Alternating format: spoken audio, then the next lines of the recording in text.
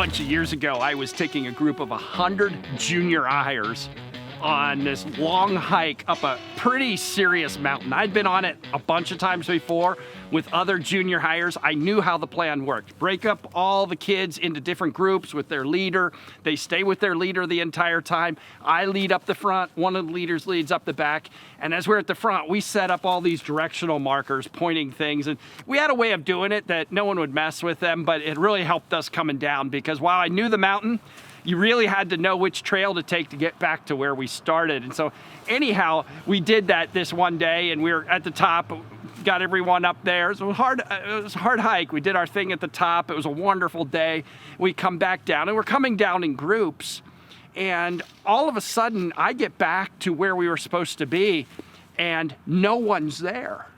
It turns out that when the kids were going up the trail, the last group, there were a bunch of boys sort of hanging back behind, and they were going around, they were changing the markers. And they had been brilliant about it, changed them all in such a way that no one ended up at the same place. It was a horrific, I was so upset. I can't even tell you. Not a good day, but the reality is you need to know where you're going, and you need some markers, and you need someone to set the direction that you're going in. And when that direction isn't there, everyone ends up in the wrong place. And we saw in the story of Ruth this week that this very thing happened with Naomi. Naomi gave Ruth very specific directions on how to work her way through this situation with Boaz, and how to work through some of the cultural things that were happening at that time. And she gave her very specific instructions, and Ruth followed those instructions.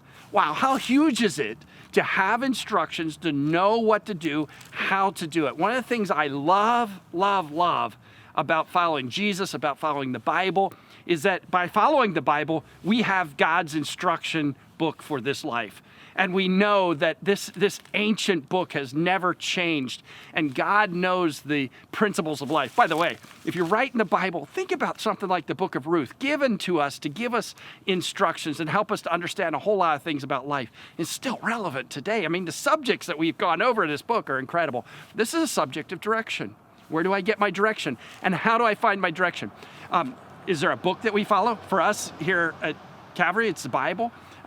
But beyond that, are there people that we ask us to help walk us through this? You might be new to your faith, and this is all brand new. And so when you're trying to understand what it looks like to follow Jesus, you need someone to explain it to you.